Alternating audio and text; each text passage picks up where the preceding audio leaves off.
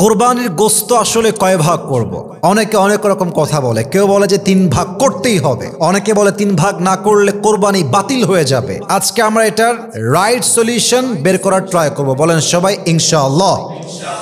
মাথায় রাখবেন, আমরা কোরবানি যাই দেই না কেন, এটা আপনার গরু হতে পারে, ছাগল হতে পারে, উট হতে পারে, দুম্বা হতে পারে, হোয়াট এভার ইট ইজ, আমরা যেটাই জবাই করি, আমরা জবাই করি এক সত্তার জন্য। বলেন সবাই তিনি কে?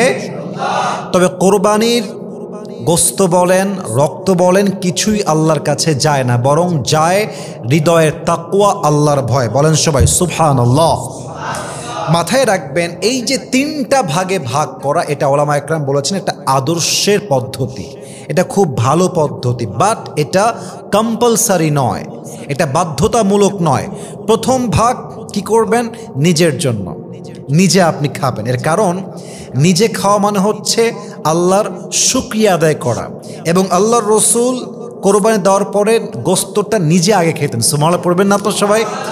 1 নাম্বার। 2 নাম্বার হচ্ছে রিলেটিভসদের কাছে বন্টন করা, যারা আত্মীয় আছে তাদেরকে ভাগ বটরা করে দিয়ে দেওয়া। 3 নাম্বার হচ্ছে যারা নিডি, যারা পোর, গরিব, এদের মাঝে দিয়ে দেওয়া।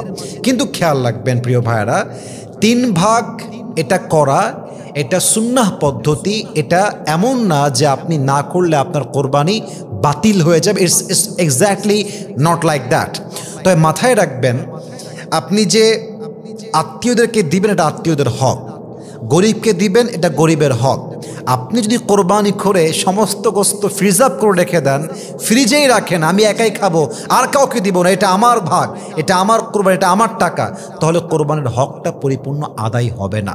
এজন্য সুন্নাহ পদ্ধতি বা আদর্শের পদ্ধতি হচ্ছে 3টা ভাগ করা, নিজের জন্য রাখা, আত্মীয়দেরকে দেওয়া এবং গরিবদেরকে দেওয়া। এই 3টা ভাগ করলে আপনার কোরবানি অবশ্যই সওয়াব বাড়ায় দিবে একজন। বলেন সবাই তিনি কে?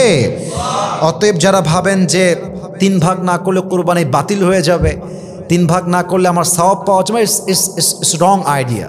বরং এটা আদর্শের পদ্ধতি, ইটস নট কম্পালসারি, এটা বাধ্যতামূলক নয়, বরং করাটা হচ্ছে একটা ভালো তরিকার মাঝে পড়ে, সুন্নাহ তরিকার মাঝে পড়ে। আল্লাহ আমাদের সবাইকে বোঝার তৌফিক দান করুন। পড়েন সবাই আমিন।